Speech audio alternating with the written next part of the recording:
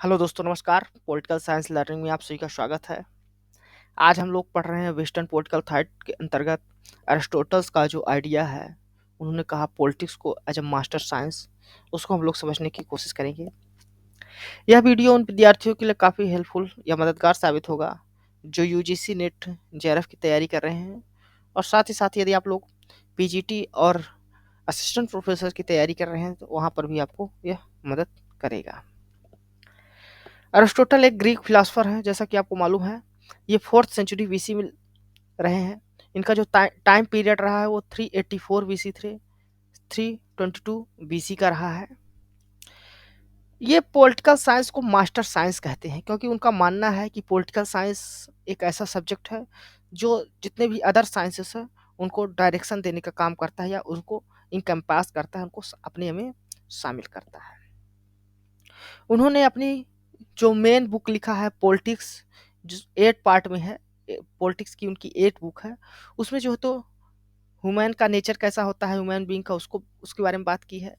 साथ ही साथ structure of society किस प्रकार का होता है और गवर्नेंस के क्या प्रिंसिपल्स होते हैं, उन सब बारे में अपनी बुक पॉलिटिक्स में बात की है।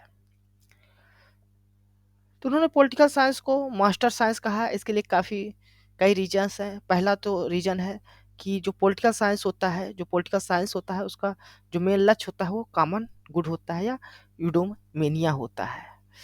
तो उनका मानना है कि पॉलिटिकल साइंस जो हो तो कम्युनिटी के वेल बीइंग के लिए कार्य करता है।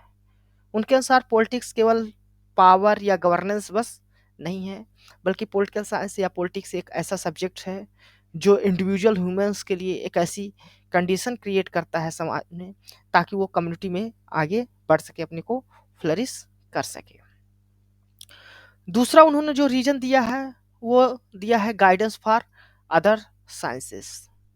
उनका मानना है कि जो जितने भी अदर साइंस होते हैं, चाहे वो बेसिक साइंस हो या अप्लाइड साइंस हो, वो एक पॉलिटिक्स के अंतर्गत या पॉलिटिक्स के फ्रेमवर्क में काम करते हैं। पॉलिटिक्स उनके लिए एक फ्रेमवर्क प्रोवाइड करता है ताकि वो ऑपरेट कर सके। तो इस प्रकार पॉलिटिकल साइंस जो होता है कुछ पॉलिटिकल इंस्टीट्यूशंस डेवलप करता है, लॉज बनाता है, ताकि ये साइंस उसके अंदर कार्य कर सके, और उनको गाइड भी करता है, कोऑर्डिनेट करता है, ताकि ये जो अदर साइंसेस हैं, चाहे बेसिक साइंस हो या अप्लाइड साइंस, वो ह्यूमंस के वेल बीइंग के लिए या एक कॉमन गुड के लिए कार्य कर सके।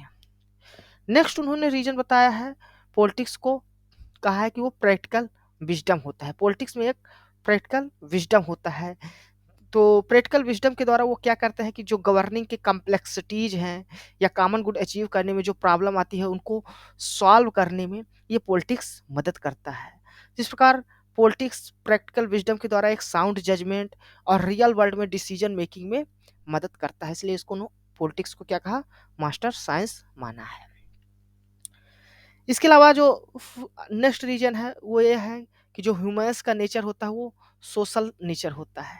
यानी ह्यूमंस जो है तो एक समाज में ही फ्लरिश कर सकता है, समाज के अंतर्गत रहता है, और समाज में फैमिली होता है, फिर विलेज आता है, कम्युनिटी, और उसके ऊपर स्टेट आता है। तो इस प्रकार देखें तो पॉलिटिकल जो कम्युनिटी होती है या स्टेट होता है, जिसको उन्होंने पोलिस कहा है, वो highest form of social organisations होता है। और इस highest form of social organisations में एक इंडिविजुअल बीइंग की जो लाइफ है उसको फुल पोटेंशियल को अचीव करने के लिए एक पॉलिटिक्स में इन्वॉल्व होना ज़रूरी होता है। तो इसलिए पॉलिटिक्स को उन्होंने क्या कहा, ह्यूमंस बीइंग के लिए एक मास्टर साइंस के रूप में माना है। तो धन्यवाद दोस्तों। यह वीडियो आपको कैसा लगा आप हमें अपने कमेंट के माध्यम से ज़रूर बताएं। साथ ही साथ हमारे इस वीडियो को लाइक और हमारे इस चैनल को सब्सक्राइब कर लें, ताकि जो आगे आने वाली वीडियोज़ हैं वो आपको मिल सके। Thank you.